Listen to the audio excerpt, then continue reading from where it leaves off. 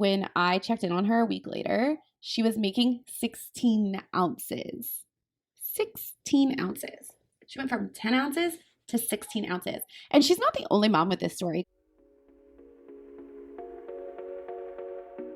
Hey, Mama Bear. Welcome to the Breastfeeding with Confidence podcast. Do you dream of bonding with your baby through exclusive breastfeeding, but worry about breastfeeding pain or low milk supply? Maybe you're struggling with breastfeeding and no one seems to have any answers. I'm Jamie, doula, international board certified lactation consultant, and mom of 5, and I have been where you are. After working through painful latches, milk supply worries, and postpartum depression, and supporting countless mothers through their breastfeeding journeys for over 8 years, I'm here to tell you breastfeeding doesn't have to be perfect to be positive. Each week, I'll share breastfeeding tips to help you prevent and overcome unexpected breastfeeding challenges so you can actually enjoy bonding with your baby. If you are ready to shut out the toxic whispers of the world, embrace your God-given intuition, and release your inner fierce mama bear, grab some coffee or your favorite herbal tea and let's dive in. We are back with another episode of the Breastfeeding with Confidence podcast. Today we are going to start talking about pumping. I have not talked a whole heck of a lot about pumping on this podcast, so I'm going to try and start doing some episodes about milk expression, whether that's pumping schedules, pump fit, prenatal colostrum collection. I'm going to start talking about some of these things because I realized it's something we just haven't covered at all. I'm super excited to share with you that I am creating a brand new guide just for you. It is the Pumping with Confidence guide. So if you are ready to stop feeling overwhelmed by pumping, go ahead and get on the wait list by visiting littlebearlactation.com/pump. That's PUMP, pump, littlebearlactation.com/pump, so that you can get first dibs on the guide when it's ready. All right, so today we are going to talk about pumping schedules for increasing milk supply. I always find this a frustrating topic to talk about, and maybe that's why I haven't really touched on it so much yet. And that's because it really is so dependent on your goals and what you're trying to do, where you are right now. Pumping schedules and pumping recommendations for a mom who breastfeeds full time and wants a little extra milk to stash in the freezer so she can go on a date night is very different than a mom in the NICU. So I always feel like this is really hard to talk about because it's super nuanced. Are you exclusively pumping? Are you pumping because you're trying to increase low milk supply? Are you just trying to have a little bit extra because you're getting ready to go on a trip? Are you heading back to work? Are you pumping because your baby's not latching well? There's so many variables, which makes it really hard to give one size fits all advice. And y'all know I am not in the game of one size fits all advice. So I'm going to tell you a little story about a mom that I worked with, and we're going to talk about how we handled her situation. And then I'm going to give you a few nuggets of advice that kind of anybody can apply to their situation. And if you really need personalized one-on-one guidance, you can go ahead and book a one-to-one consult where we can break down your situation factor by factor and create a personalized game plan that will help you reach your pumping goals. So I was working with a mama named Sylvie. I'm changing her name for privacy's sake. So don't y'all come at me for putting Sylvie's business out here because Sylvie ain't Sylvie. Anyway, I was working with a mom named Sylvie, and when we first met, she was actually coming to me to learn how to completely wean off pumping because she was tired of exclusively pumping for her baby and still needing formula. And when we met, we sat down and we talked about why. Why are you pumping? What got us here? How did this start? Because I care about everybody's story. So even though her goal was to just wean off what she was doing, she was getting about 10 ounces a day, but she was done, she was done battling for just 10 ounces a day. Although those are her words, not mine, because I think 10 ounces a day is amazing and that's an amazing gift for your baby. But when you're getting ready to go back to work and you're going to have to fit pumping into your work schedule, it can feel like it's not worth it for some moms. It can feel like it's a lot of work for a little reward. And so I asked her, how did we get here? Why are we pumping? What's the situation? And she explained to me, breastfeeding didn't get off to a good start in the hospital. She told me the horrible things that the hospital lactation consultant, not just the nurse, but the hospital lactation consultant told her, basically gave her no hope. And it really broke my heart. And I was listening to her story and I'm like, all right, Sylvie, I know you say that you want to wean off pumping, But what I'm hearing is that you really value breast milk. And so if increasing your milk supply was an option, is that something you would like to explore? Or are you really focused on just calling this the end? And she was like, of course, I would love to increase my milk supply, but I know that's never going to happen. And I was like, well, based off what you're telling me, I think you were given really bad advice and you are trying to put the pieces together yourself and you're doing the absolute best you can.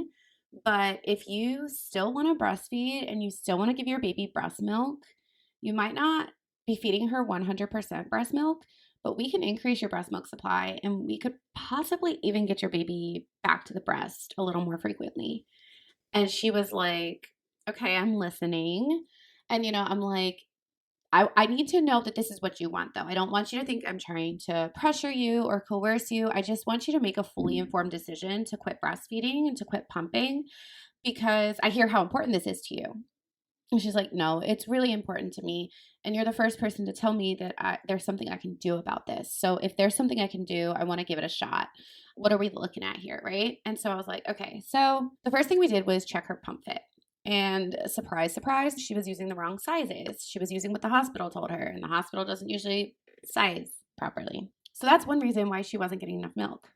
Next, we made pumping a lot more comfortable by using lubrication. I always tell people, friends, don't let friends dry pump. I'm going to get a lot of pushback on that. Some of you are going to be weird about it because people always are. But I'm telling you, lubrication when pumping makes it so much better. All right. Those are simple fixes. And then we discussed her pumping schedule. That's what we're here to talk about today, right? And she was like, I'm really struggling to pump every 3 hours like I was told to do. It just doesn't fit in with my lifestyle. I'm maybe pumping every 4 to 5 hours. I still want to latch my baby once in a while, and I just don't know how to make this work with pumping and latching and bottle feeding and everything. And so I was like, all right, I'm going to tell you what I tell all the moms I work with who are pumping a lot. Okay. And it's going to sound crazy. It's going to go against everything that you thought you knew, but you should drop the schedule. Stop trying to pump every 3 hours. And she was like, what? I said, yeah.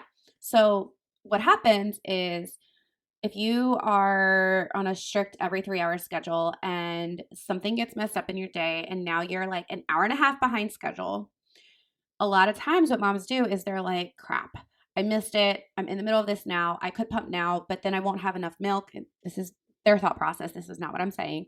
Then I won't have enough milk in my next pumping session. So I'm just going to wait till my next pumping session and then I'll get more milk out, right?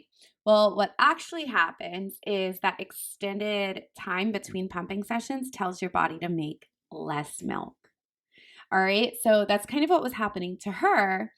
And so what I told her was, instead of focusing on pumping every 3 hours, we're going to focus on getting like 6 to 8 pump sessions in a day. We're not going to be super strict about the times. We're going to make it fit with your schedule. All right.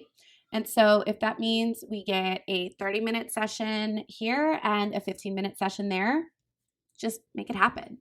Let's not get caught up with the clock. Let's just make it happen. Let's check off 6 to 8 times a day.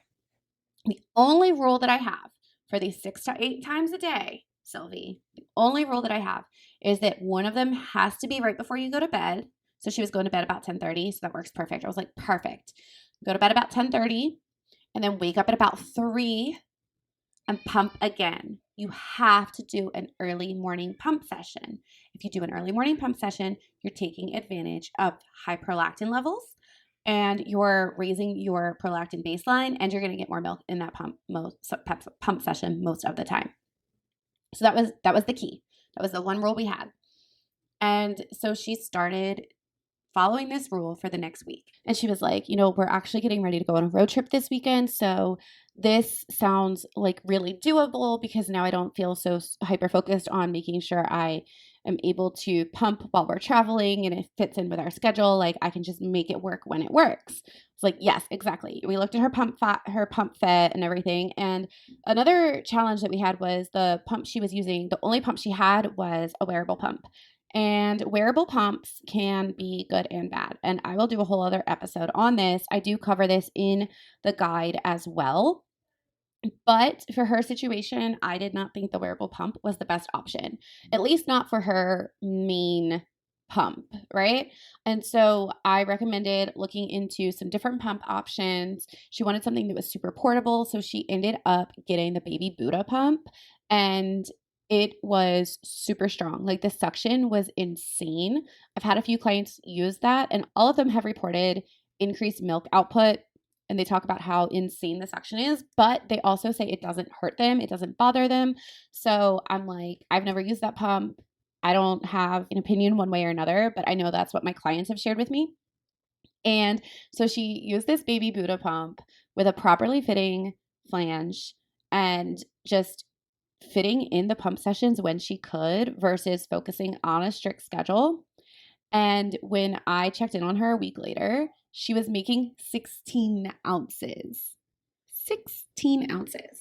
She went from 10 ounces to 16 ounces. And she's not the only mom with this story, guys. Like, I changed her name for privacy, but honestly, I probably could have used any name and it would have resonated with somebody because I have had multiple clients with this literal exact same story. All right. Another factor was that her baby was having latching issues. Her baby was not even latching well on the bottle. So we worked on that and she was able to start latching her baby. So she was not just pumping more, she was also breastfeeding more. She went from hardly breastfeeding at all, maybe latching once a day, to breastfeeding 3 or 4 times a day and still pumping. And she still used a little formula because that's what she was comfortable with. But the point is, what do I always say? Breastfeeding doesn't have to be perfect to be positive. And sometimes when we get really caught up on these pumping schedules and we're trying to increase our milk supply by doing everything, doing so much, we're actually hurting ourselves more. So there are many, many factors to helping increase your milk supply. And it's really hard to give one size fits all advice. But if you are including pumping, a strict schedule might not actually be the solution you need. How many times a day you should be pumping will totally depend on if you are mostly latching, like hardly latching at all, if you're latching but your baby is not transferring milk well, if you're latching but your baby is transferring milk well, what your goals are, if it's because you're going back to work, why are you trying to increase your milk supply? That is going to have a really big influence on how many times a day you should be pumping, but you don't have to stick to a strict schedule. If you are having a hard time getting in your pump sessions, some moms do like doing a power hour where they spend an hour pumping on and off for 10 to 15 minute intervals with 5 to 10 minute breaks in between. Some people call this power pumping, and it's not usually something I recommend as a default. However, it can be a really good short-term tool for quickly increasing your milk supply, but it needs to be used with caution. It shouldn't be something that you're depending on, and you really should be working with a lactation consultant if you're feeling this intense need to increase your milk supply. So if you are ready to get answers to your pumping questions, go ahead and visit littlebearlactation.com/pump to claim your guide, or you can visit littlebearlactation.com and click get help in the menu, and you can book a one-to-one breastfeeding support visit. I look forward to chatting with you soon. All right, Mama Bear, that is a wrap for today. If this episode helped you feel a little more confident or a little more prepared for breastfeeding, can I ask you a quick favor? Go ahead and leave me a review. It helps other moms find this podcast and join us in this amazing community of fierce and confident mama bears. And hey, if you know a friend who could use some encouragement or real talk about pregnancy, breastfeeding, and all things motherhood, share this episode with her. You've got this, Mama Bear. Trust your instincts, stay fierce, and I'll catch you in the next episode.